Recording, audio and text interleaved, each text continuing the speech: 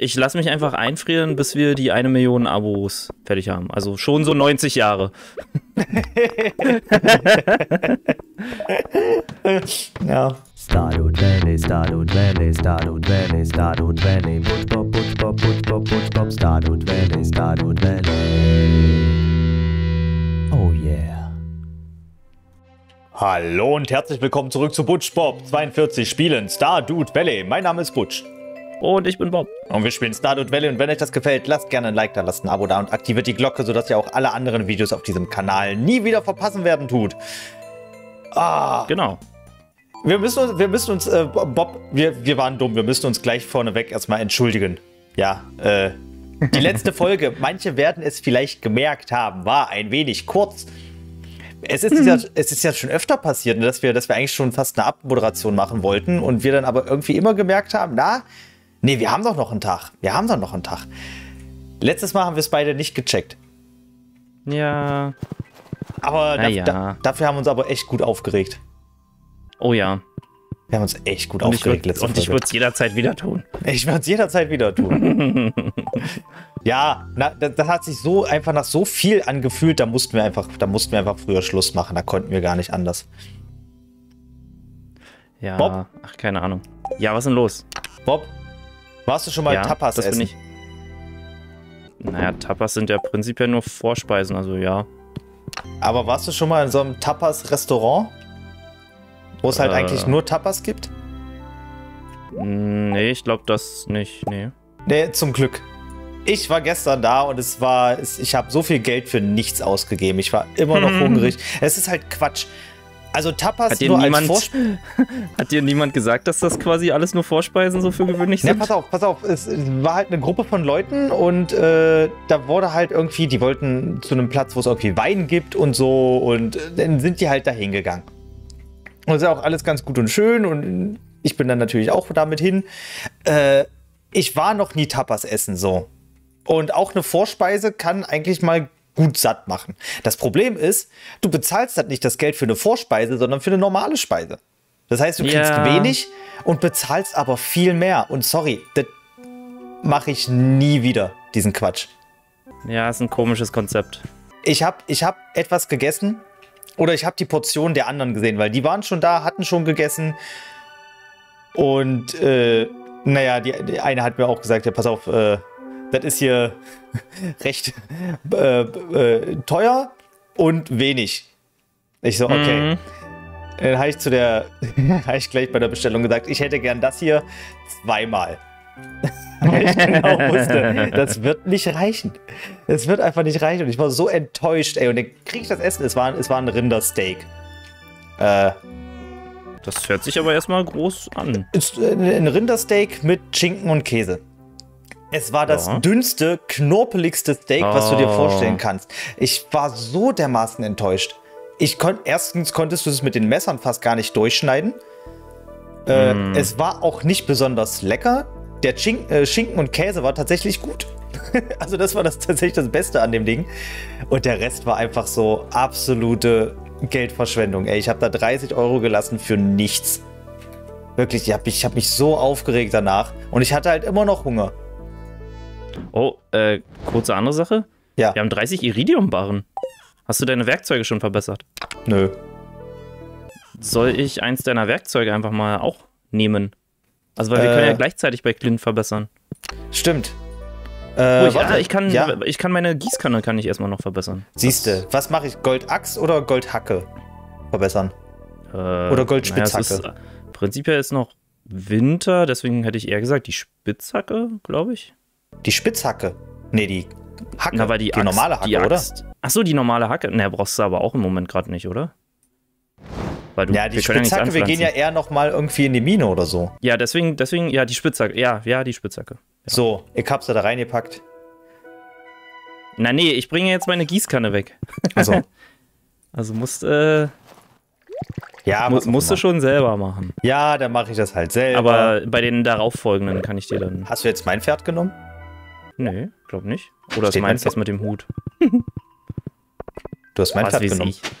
Ja, aber dein steht da auch da rum, ist ja egal. Egal. Ich habe Abigail noch. Nicht, guten Tag, oder? Ich kann sie nicht ansprechen. Egal. So, geht's hier weiter. Geh ich zu Clint. Ist mir egal. Ist schon 12:20 Uhr. Was machen wir denn die ganze Zeit hier? Na, ich verbessere meine Gießkanne und ich habe Sachen verkauft. Das ist gut. Ich habe aber noch nicht ins Gewächshaus geguckt, fällt mir da ein. Da war ich auch noch nicht. Müssen wir noch hin. Aber ich gehe erstmal in Steinbruch und klopp hier ein paar Steine. Was haben wir? Haben wir gerade? Ach, wir haben ja noch 100 Knochenstücke hier. Ach. Wir müssen noch entweder Schädel oder also hier im Steinbruch, diese Schädelebene. Ja, das reicht. Oder halt Skelette klatschen. Iridium. Ich habe so wenig Energie, sehe ich gerade. Ja, ich auch. Ungünstig. Ja, stimmt. Ja, ich habe ja beim Tiefseeangeln bin ich ja ohnmächtig geworden. Ach, ist doch geil. Ich hatte einen Brief quasi heute Morgen dann im Postkasten, wo dann stand, ja, ich habe dich mit dem Gesicht im Matsch um 3 Uhr morgens gefunden. Was hat der Typ was ist dieser U-Boot? Ja, Mann, was ist der U-Boot-Typ für ein Typ? Richtiger Creep, ey. Hätte uns doch wenigstens nach Hause bringen können. Am Strand ist voll viel Zeug. Kann ich mal alles mit jetzt? Ja, alles verscherbelt. Klar. So, aber Butch, ja, Bob. Wir wissen ja alle, warum wir hier sind. Weil die Maschinen uns als Batterien benutzen? Ja, das auch. Und weil wir natürlich über die deutsche Arbeitsmoral reden wollen. Selbstverständlich. Endlich. Und wie sie von anderen Teilnehmern dieses Planeten wahrgenommen wird. Okay, ich bin gespannt. Hau raus. Dazu eine kleine Story von meiner Arbeit. Eine Kollegin, meine Englischquelle, die hier öfter mal auch erwähnt wurde, mit der hatte ich irgendwie, weiß ich nicht, warum wir genau da auf das Thema gekommen sind. Ich glaube, sie hatte mich irgendwas gefragt, ob ich das und das mal machen kann. Und ich so, ja, kein Problem. Und dann meinte sie so, ja, das ist immer voll cool. Du sagst dann immer, ja, klar, das geht und so und bam und andere, die sind halt nicht so. So, da meinte sie so, oh, du hast voll so die amerikanische Arbeitsmoral und nicht so diese deutsche. Und ich so, Moment, was? Ich so, okay, jetzt, also ich war hart verwirrt und ich so, okay, das musst du mir kurz erklären. Was macht denn für dich amerikanische Arbeitsmoral und was macht für dich deutsche Arbeitsmoral aus? Ja. Weil ich hätte eher gesagt, dass ich eine typisch deutsche Arbeitsmoral irgendwie habe. So alles pünktlich, immer on time und ja, und auch erst kommt die Arbeit, dann das Vergnügen.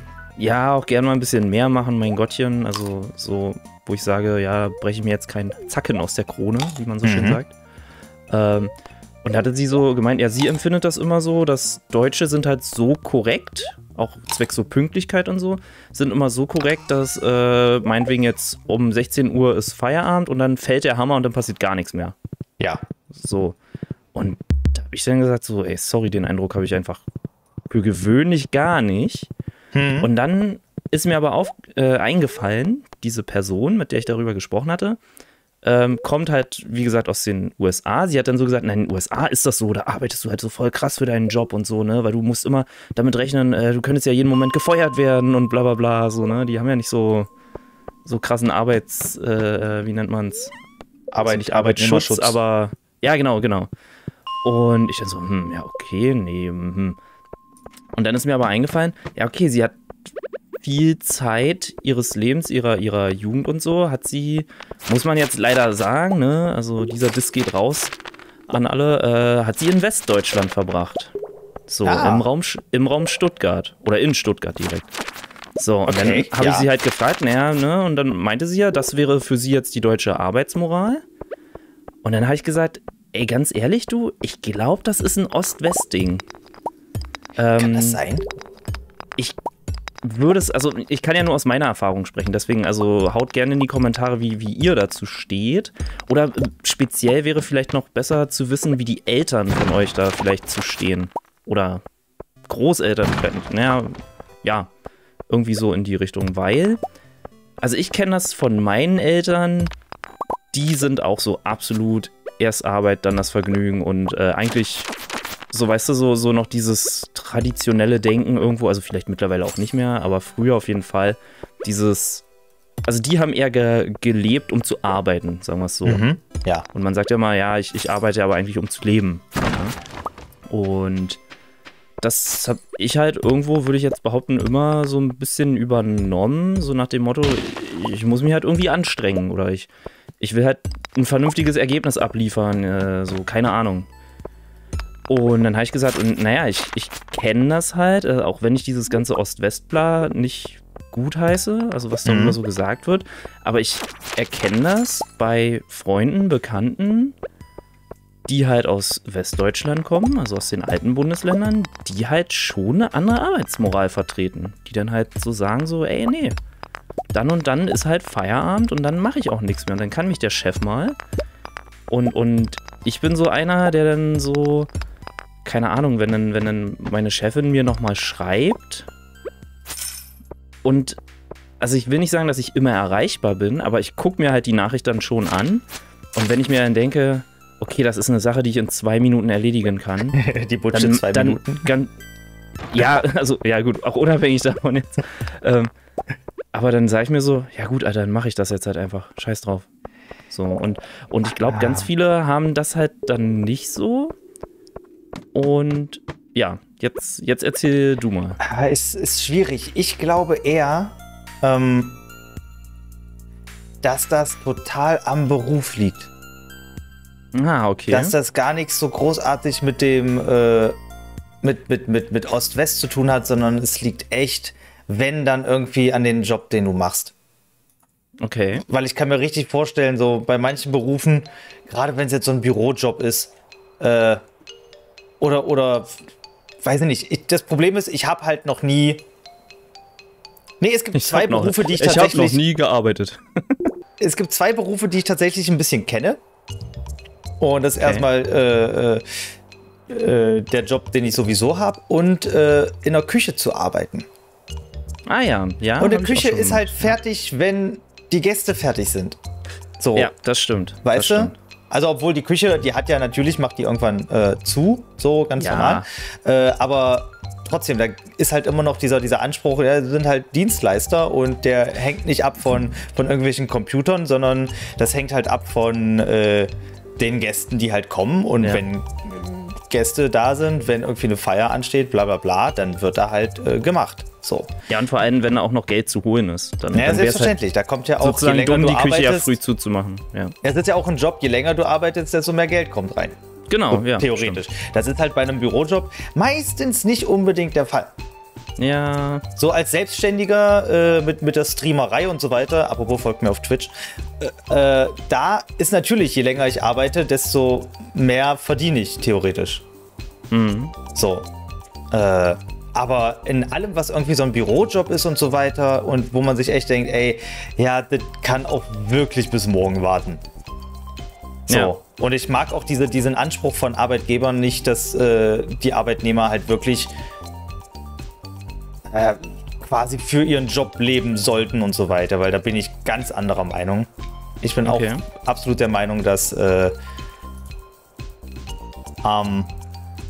ja, der Job eben dazu da ist, Geld zu kriegen, damit du halt auch was zum Leben hast. Mhm. So.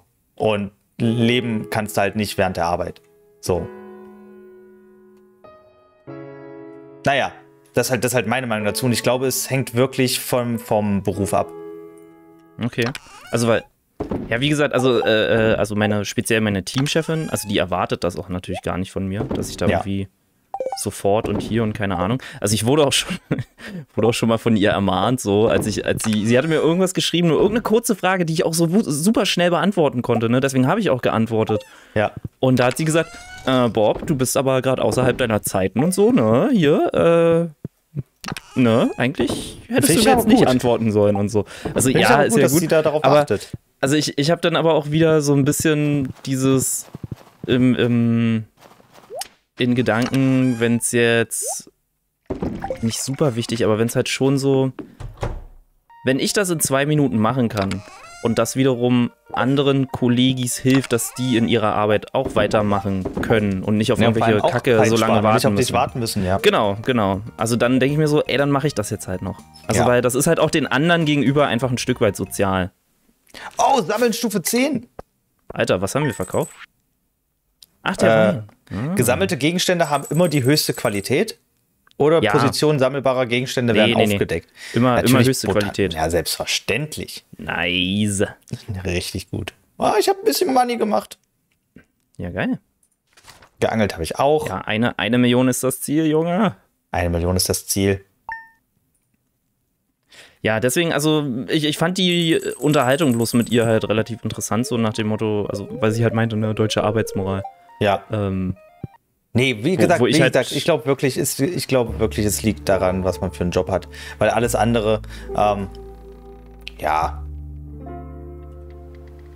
Oh, Abigail geht Und dann rein. natürlich, Oh, es ist was Freitag? für ein Typ Mensch du bist.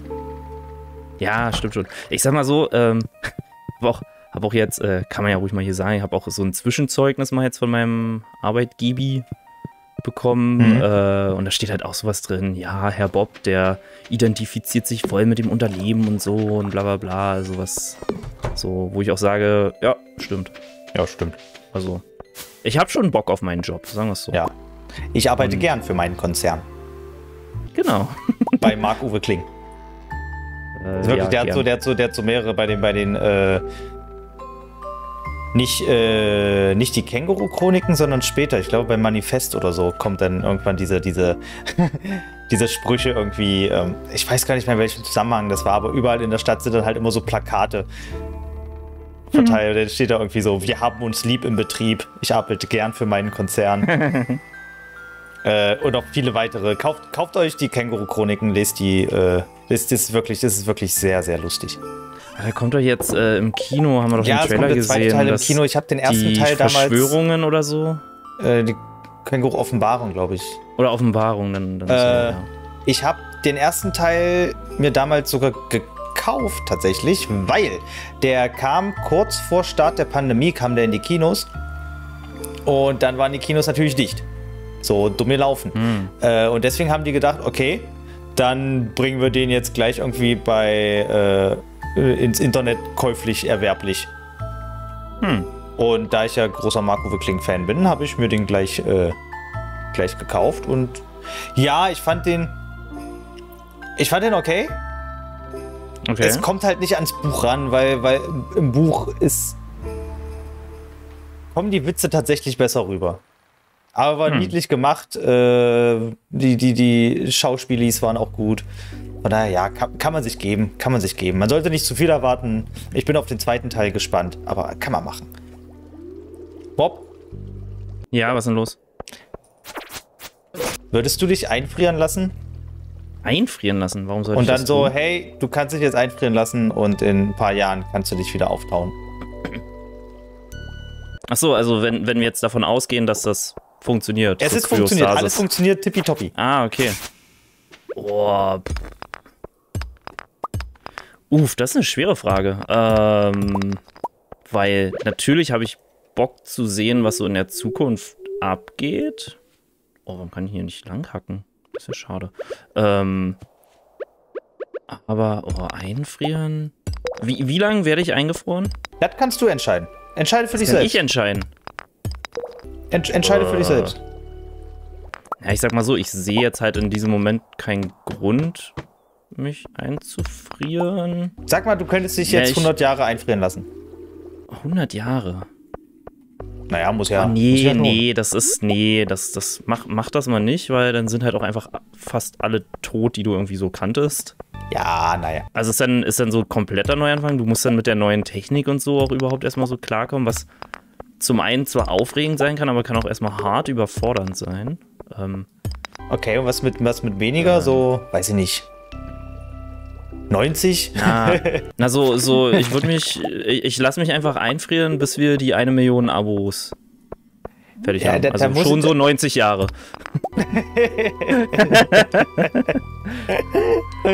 Ja. Leute, abonniert uns. Kann ja wohl nicht so wahr sein. Ich würde Ja, nee, ich glaube, ich würde es nicht machen. Nee. für kein Geld der Welt würde ich den Blödsinn machen. Ach so, ich krieg Geld dafür? Moment, dann Nein. ist das was anderes. Nee, ganz ehrlich, ich würd den Bums nicht machen. Also das ist ja so ein Quatsch. Außerdem glaube ich dass wir tatsächlich eine relative Wahrscheinlichkeit haben, dass die Medizin so weit ist in unserem Leben, dass das sowieso kommt, dass es möglich wäre, irgendwie unendlich zu leben. Ey, ich sag mal so, sag das mal der Medizin, die irgendwie 3 oder 4 Anläufe gebraucht hat, um meinen Gallenstein zu entfernen. Ja, gut. Ich weiß ja noch nicht so recht. Das wird nun nicht also diese Art von Medizin wird nun nicht unbedingt in deinem in der Klinik irgendwie erfunden, aber nee, du weißt, was ich meine. So, Ja. wenn man sich den Forschungsanstieg irgendwie anguckt.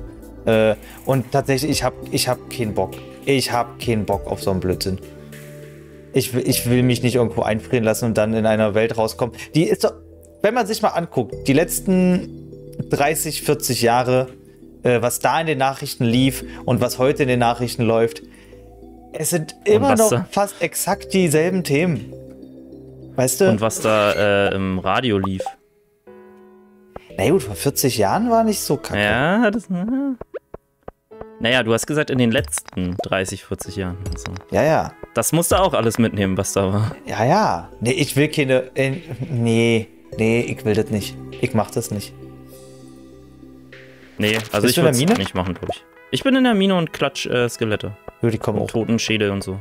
Ja, kommen auch. Wir brauchen noch eine Menge. Oh, wir haben erst 38 von 100. Ja, ich weiß, deswegen komme ich ja. Shit. Wir haben auch noch 3 Tage Zeit. Welche Ebene?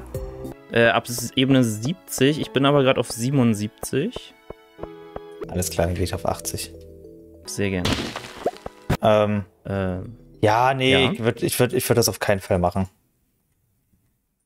Ich glaube, das ist immer so eine Neugier, die der Mensch hat, aber ganz ehrlich, ihr werdet enttäuscht. Würdet enttäuscht werden. Die Sache ist die, also ich meine, diese Sache ist ja Thema von vielen Sci-Fi-Geschichten, sag ich mal. Ob jetzt Film, Fernsehen, Serie, Bücher. Aber bei vielen ist irgendwie Zukunft wohl aus und so weiter. Nee, nicht mal das, sondern ich meine jetzt speziell dieses Einfrieren. Aber da finde ich, ist bei ganz vielen Science-Fiction-Geschichten ist halt der Gedanke dahinter, dass entweder jemand krank ist. Ja. Und quasi eingefroren wird, bis es so eine Art Heilmittel quasi gibt. Ja. Wo ich mir denke, da könnte ich es mir als Motivation irgendwie vorstellen. Oh, okay, wir müssen mal einmal raus aus der Mine. Weil? Na, weil nur 70 bis 79 oder 71 bis 79 kommen ja nur die Skelette. Ach so. Also die Eislevel. Sowieso gerade voll. Ich habe vergessen, dass bei 80 Schluss ist. Die Lava-Dingens ist. So, bist du schon raus? Ich bin schon wieder drin. Bist du schon raus? Achso, oh, sind die. Hä, aber muss man nicht einmal komplett rausgehen? Nee. Dass die resettet werden? Ja, ist schon resettet. Ach, geil. Hallo. Okay, aber ich hatte eben hier auch eine Schädel-Ebene. Aber okay. Ja, aber die sieht doch sehr anders aus. Ja, jedenfalls, da ist es dann immer so, ja, okay, jemand ist krank. Oder halt sowas wie. So, weißt du, diese ewiges Leben-Geschichte und Sterblichkeitsgeschichte oder irgendwie sowas.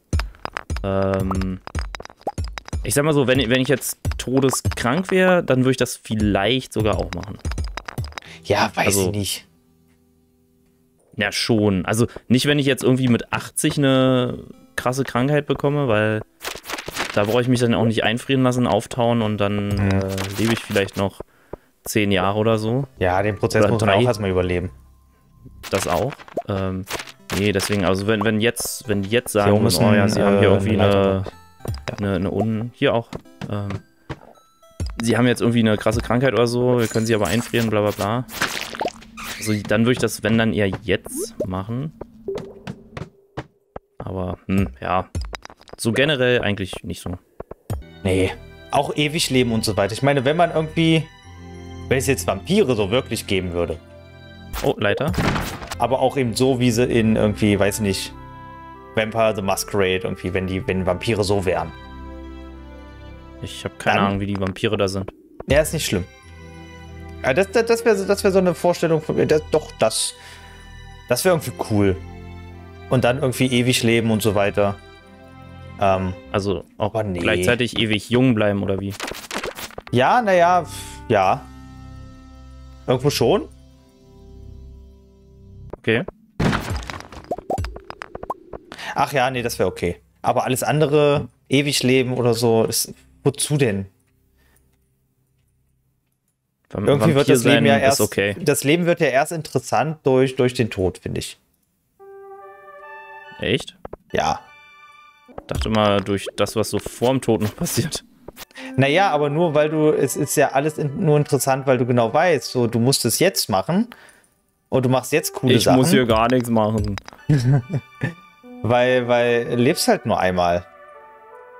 Ja. Irgendwie. Und ich fand immer diesen Satz, hier dieses YOLO, Oh, hier, Leiter. You only live once, finde ich ein bisschen dumm, ehrlich gesagt. Weil ich würde eher YODO sagen. You only die once. Und dann soll das doch bitte auch ein vernünftiger Tod irgendwie sein. Weißt du? An was denkst Naja, du da also so? wenn du jetzt zum Beispiel bei einem Motorradunfall stirbst, weil du einfach rast. Weil du denkst, ja, man lebt nur einmal, okay, oder euch nehmen Drogen und so weiter. Das ist doch kein, Leiter? das ist doch kein vernünftiger Tod. Meiner Meinung nach. Und los. Und wieder rein. So, jetzt müssen wir wieder eine Schädelebene bekommen, oder? Ja. Ja, sogar mit demselben Layout, oder? Ja, Komm her. tatsächlich. Aber weitaus mehr Gegners. Ui, oh ja, jetzt hier. Lass nebeneinander stehen.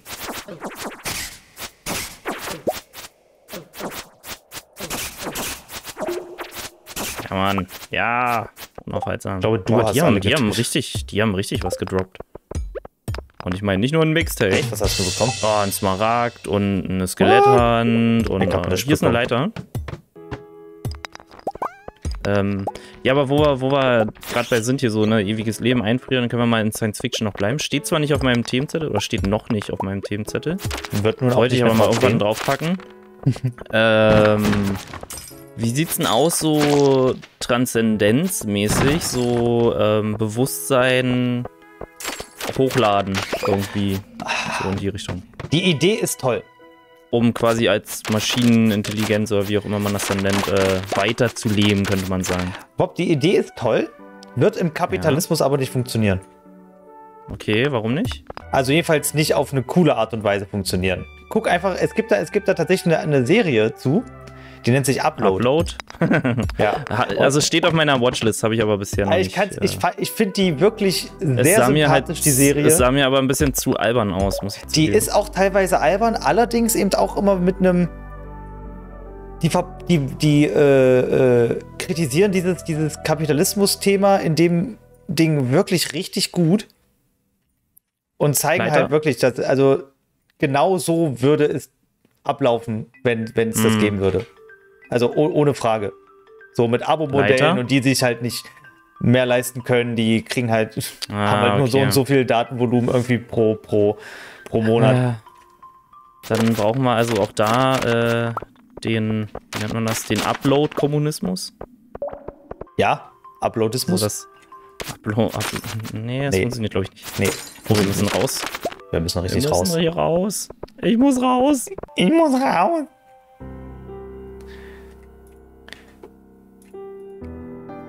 So. Diesmal ist aber die Folge wirklich zu Ende dann. Diesmal ist ja, tatsächlich. Na? Wir haben ja müssen wir nächste Folge vielleicht noch über dieses ganze Upload-Gedöns ein bisschen vielleicht quatschen. Vielleicht machen wir das sogar. Ich habe gar nicht wirklich was zum Verkaufen. Ich kann auch jetzt mal behaupten. Geoden und so weiter. Achso, stimmt, Geoden. Die kann ich hier noch reinpacken. Ich habe 2 Knochenschwerter bekommen. Ich habe irgendwie den Schattendolch bekommen. Was kann der? Plus 2 kritische Chance. So. Gut. Ab ins Bett. Hey, erstmal noch einordnen hier. Was ist los? Sonst hast du morgen wieder ein viel zu volles Inventar. Nee, erst nächste Woche. Also wie immer. Das ist doch was für Zukunftswunsch. Oh, wir brauchen eine weitere Fischkiste. Ah. Oder ist das? Ja doch, wir brauchen eine weitere Fischkiste. Und ich muss Ja, aber jetzt wie sieht erstmal denn bei ins Bett euch rennen. aus? Also würdet ihr, schreibt in die Kommentare, ob ihr so Uploads machen würdet, ob ihr euch irgendwie für ewig leben wollen würdet. Abigail ist nicht da. What? Hm. Bei mir ist sie auch nicht. Ich schwöre. Kampfstufe 9. Cool. Ja, nice. Tintenfisch, Tintenravioli. Kann ich jetzt herstellen. Ja, geil. Cool. Alles klar. Wie viel haben wir verkauft? Ein bisschen was. Ja, ein bisschen was. Kaviar. Ja. Nur ein Kaviar? Ah, nee. Naja, doch, kann man machen. Kann man machen. Alles klar, Leute. Wie gesagt, schreibt es in die Kommentare. Eure Meinung würde uns da sehr interessieren. Vielleicht habt ihr auch schon genaue Vorstellungen davon und vielleicht sogar eine Vorstellung davon, wann ihr genau wieder aufgetaut werden wollen würdet.